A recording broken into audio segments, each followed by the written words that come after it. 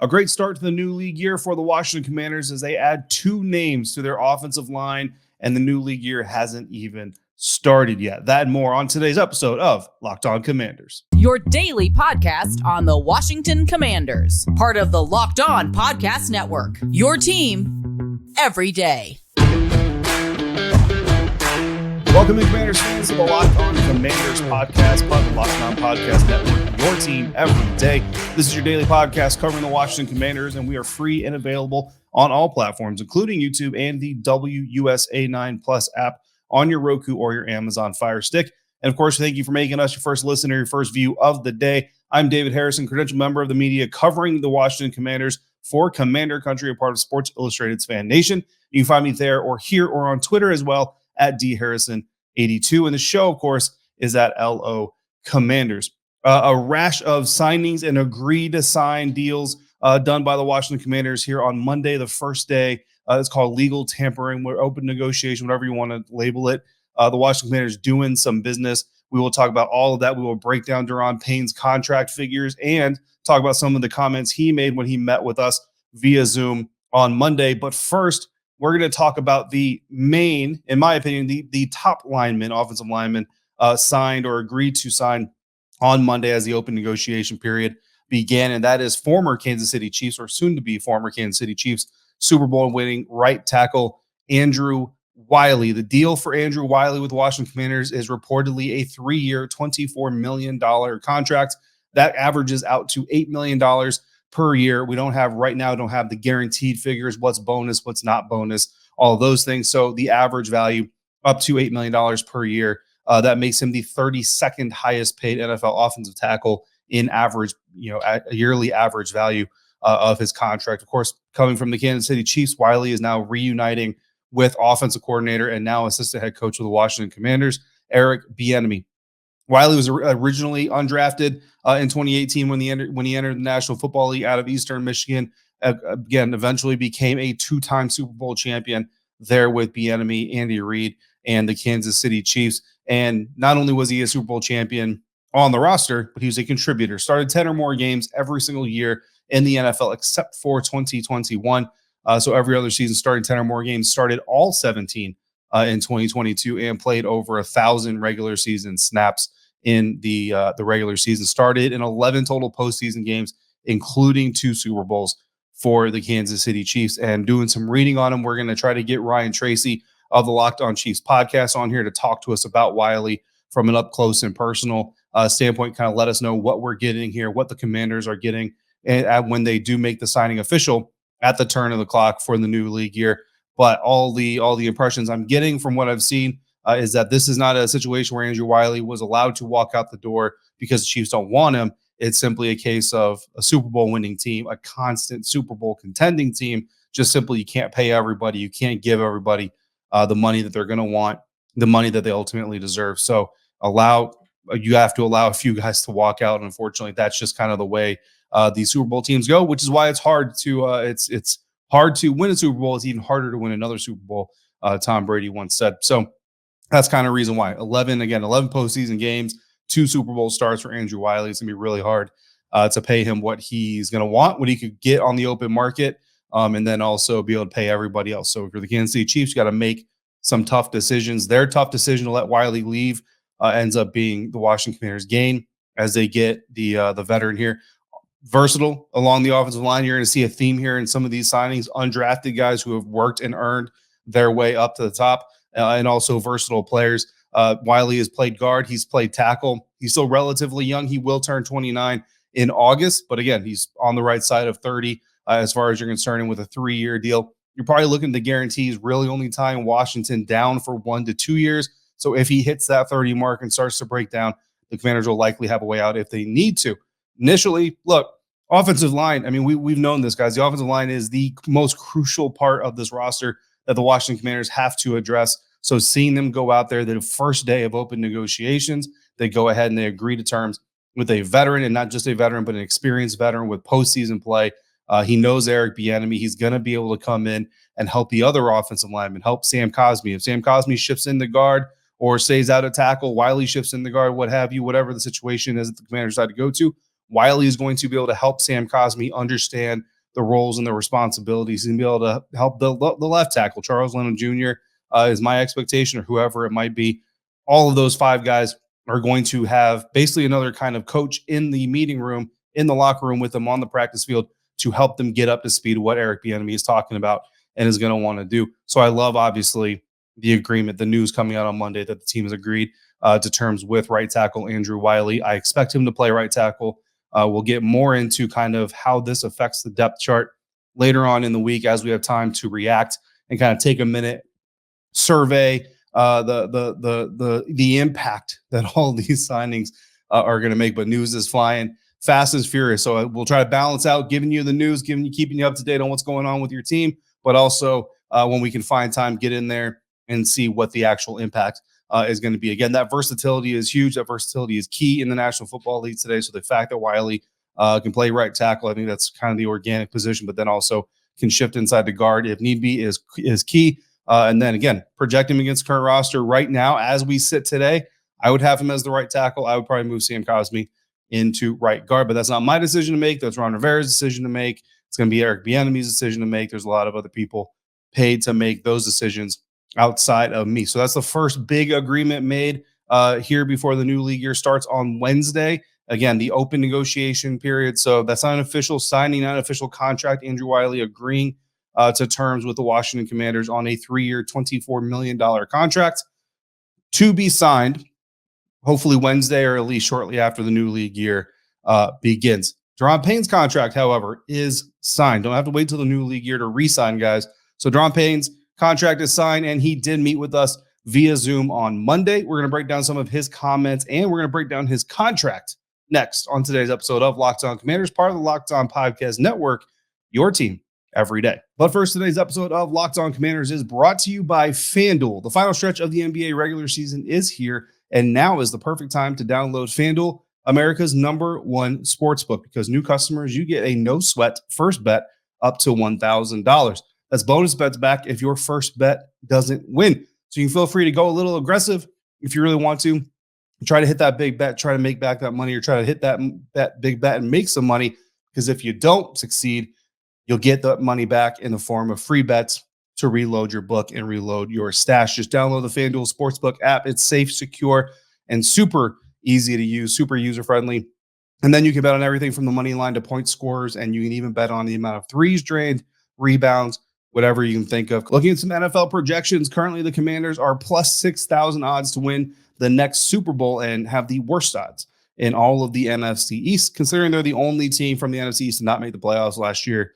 Kind of hard to blame the bookmakers, but these signings might impact things a little bit too. The Philadelphia Eagles losing some players here. If you're looking for more current action, FanDuel even lets you combine your bets for a chance at a bigger payout with a same game parlay. So don't miss your chance to get in on a no sweat first bet up to $1,000 in bonus bets when you go to FanDuel.com/lockedon. That's FanDuel.com/lockedon to learn more. Make every moment more with FanDuel, an official sports betting partner of the NBA.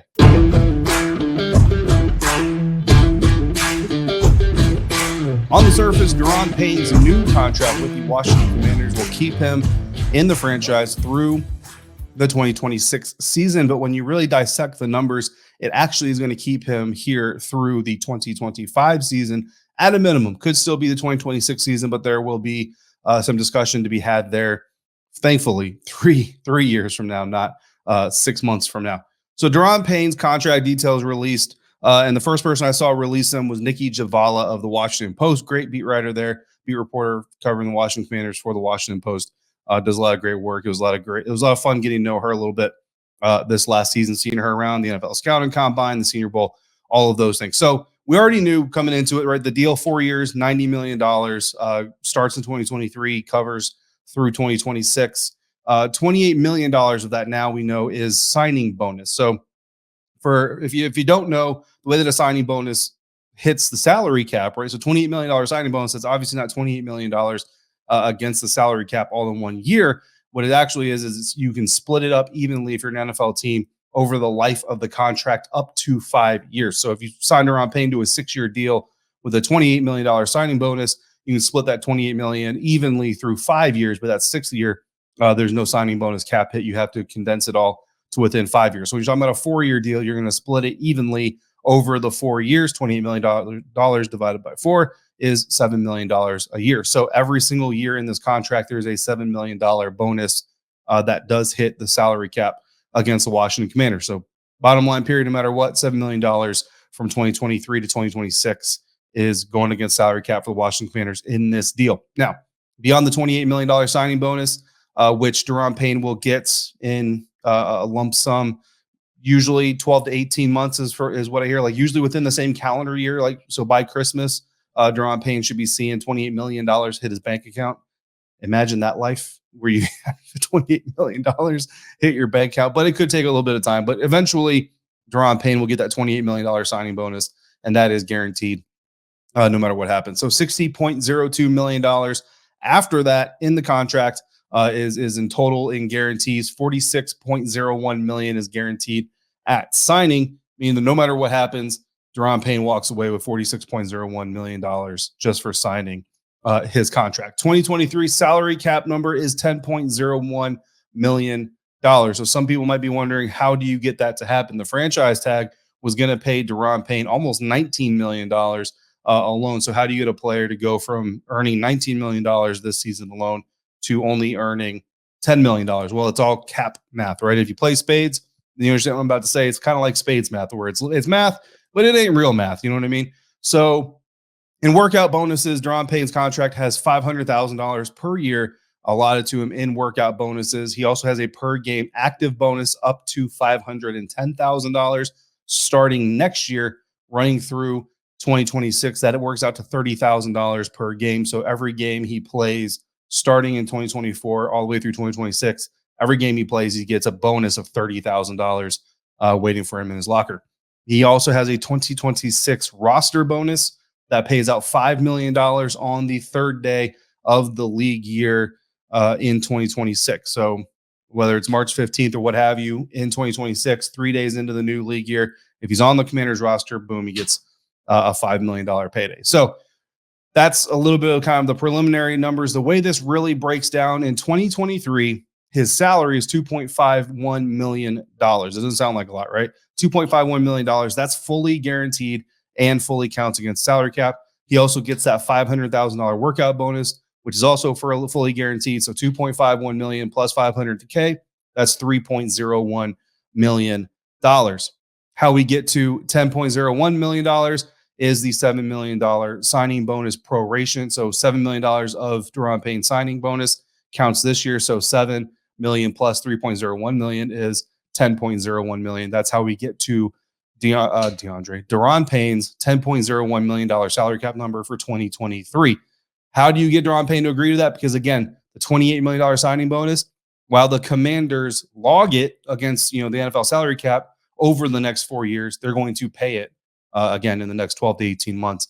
So Daron, in real cash, will actually get about $31 million in cash in the next 12 to 18 months total from the Washington Commanders. So in 2023, Daron Payne's going to make $31 million versus the almost $19 million he's making on the franchise tag. That's how you get Daron Payne to agree to this deal. That's also, if you're the Washington Commanders, that's the fancy accounting you do to get that cap number down to $10.01 million. Save yourself about $9 million in cap space. So that's 2023. Moving into 2024, $15 million of his contract, his salary is guaranteed fully. No matter what happens, Daron Payne is getting $15 million and counts for $15 million against the books in 2024. He again has that $500,000 workout bonus that is guaranteed against injury. So if he can't work out during the offseason or during the workout sessions because he's injured, he still gets his money. That's a big thing for players because they don't want to be up rehabbing because they're injured and then also losing money because they got injured on the job. So that's already $15.5 million.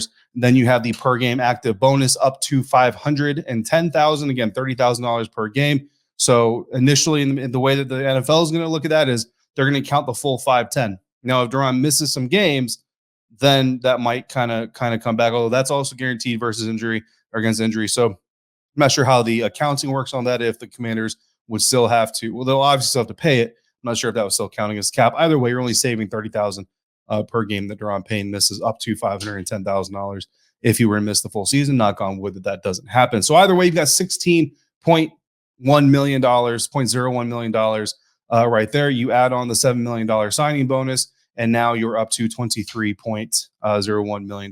That's what Daron Payne's cap number next year will be. Moving into 2025, you're looking at $19.56 million salary. Now, of the $19.56 million, only $13 million of that is guaranteed. $9 million gets guaranteed in March of 2024. So you look at his 2024 salary, $15 million fully guaranteed. You're not releasing him. You're not trading him. That's a huge dead cap number. But because of that, $9 million of his next year's salary becomes guaranteed in March of 2024. That's basically a little bit of insurance on Daron Payne's side that he is indeed going to be on the books. He's going to be with the Washington Commanders in 2025. That's where I tell you that's why this contract essentially locks him in through 2025, because that $9 million on top of 2 years of bonus if you were to move him. So that's $14 million. You're talking $23 million in dead cap no matter what as soon as March of 2024 rolls around for Daron Payne on the Commanders books if they were to move on from him. So he will stick around. $13 million guaranteed, 9 of it guaranteed in March, $4 million guaranteed on the other $4 million guaranteed on the third day of the league year in 2025. He'll have another workout bonus of $500K, another per game active bonus of $510K that year as well. So the real out on this contract, if the Commanders want to take it, is in 2026. $16.4 million is Daron Payne's salary. None of it, from what we understand from Nicky Javala, is guaranteed. So that's all kind of loose money.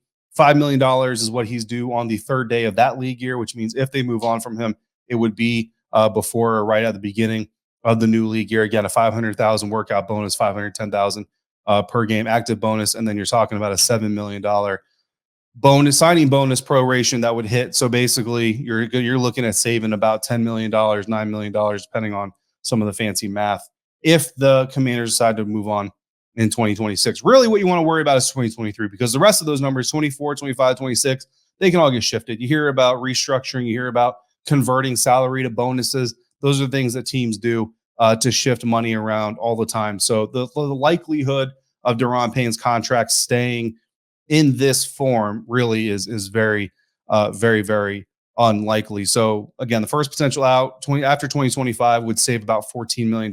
Interestingly enough, 2025 is the last year of Jonathan Allen's contract. So both Daron Payne and Jonathan Allen, if the Commanders decide they want to, which we hope they don't, but if they did, they could move on from both those men in 2025. Speaking to Daron Payne on Monday, there were some interesting things that he kind of dropped. Mentioned that he thought his agent would probably not want him to play on the fifth-year option like he did last year. And didn't go as far as to say that his agent told him not to play, just saying that he basically feels like his agent wouldn't want him to play on the fifth-year option, but he wanted to go out there and do it anyway, ball out for his team. I think that's impressive. It kind of shows the mentality that Daron Payne brings into the playing field, appreciates that the franchise is paying guys that they draft and that are playing well. So you look at Chase Young, you look at Montez Sweat. Some people have been disappointed with one or the other or both of them. Not a lot of people disappointed with Montez that aren't disappointed with Chase, but there are several people disappointed in Chase that aren't disappointed in Montez. He did say he hopes that Montez Sweat is the next guy to get paid. And then also Daron Payne gave an update on Fedarian Mathis. They've been working out together. I'm not sure if it's directly together, just in the same location down in Alabama. Says Fedarian Mathis is doing well in his rehab. Hoping to see good things from Big Phil here in 2023. 2 more players agreed to terms with the Commanders on Monday, as well as the open negotiation period began, including one player who's coming over from the NFC East, from an NFC East rival. That is next on today's episode of Locked On Commanders, part of the Locked On Podcast Network, your team every day. And today's episode of Locked On Commanders is brought to you by Built Bar. The Built March Madness bracket is here. We know you have your favorite Built Bar or you have your favorite Built Puff, Built Bar Puff. Now is your time to make it count. Go to BuiltMarchMadness.com to vote for your favorites.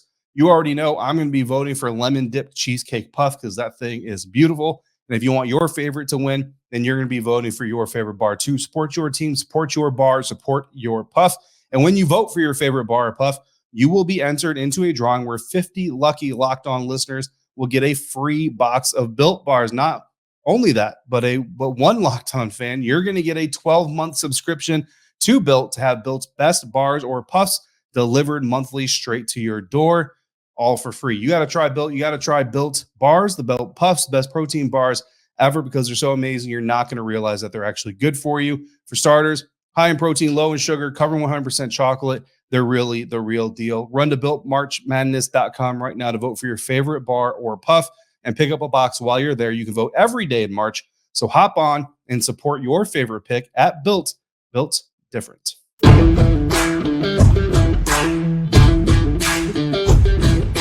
The Washington Commanders have been busy for all the right reasons this week, and on top of agreeing to terms with right tackle Andrew Wylie, on top of re-signing defensive tackle Daron Payne, they have also re-signed cornerback Danny Johnson and agreed to terms with New York Giants free agent offensive lineman Nick Gates. Now, Nick Gates, the offensive lineman from the New York Giants, NFC East rival, gets a 3-year, $18 million deal from Washington, making him the 25th highest paid guard in the National Football League at the time of the agreement.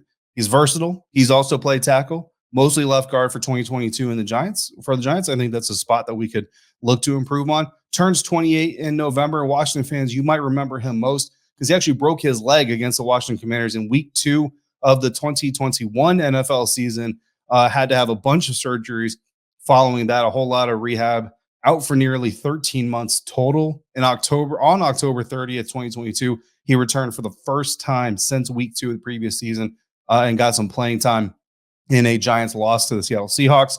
He got his first start against the Houston Texans, but only played 19 snaps in that start. And then he played every snap on November 24th in a loss to the Cowboys, followed by 100% of the snaps against the Commanders in that tie, followed by another 100% of snaps against Philadelphia Eagles. Boom. NFC East back to back, played 100% snaps.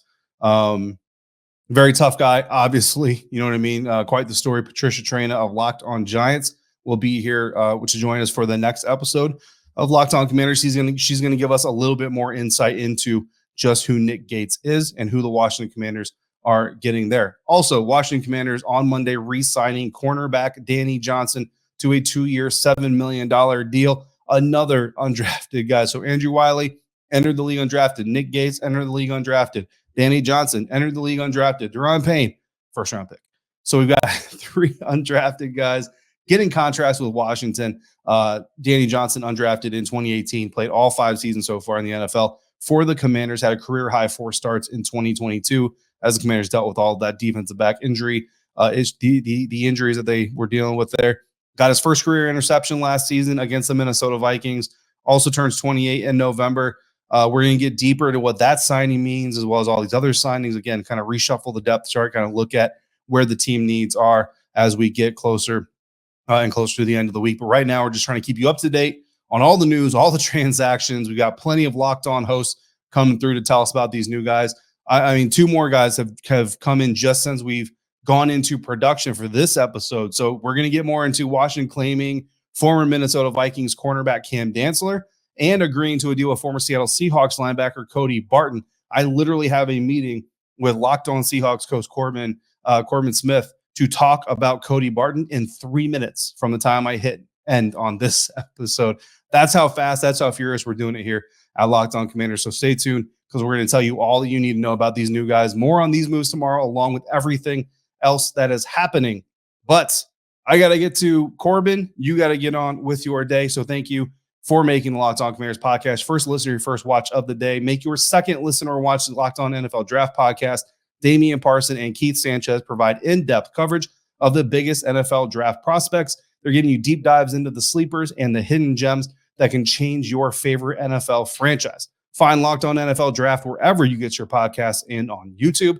Part of the Locked On Podcast Network, your team every day. If you want to join in on the conversation, drop your comments here on YouTube or hit us up in email fashion on LockedOn@LockedOnWashingtonCommanders@gmail.com or find me in the DMs on Twitter @LOCommanders @DHarrison82. I'm signing off for today. I'm David Harrison, staff writer for Commander Country of Sports Illustrated's FanNation. You can find me there, find me here, or on Twitter @DHarrison82. Till we speak again, if you're out and about, please be safe, be kind to one another, and we'll see you next time right back here for the next episode of Locked On Commanders.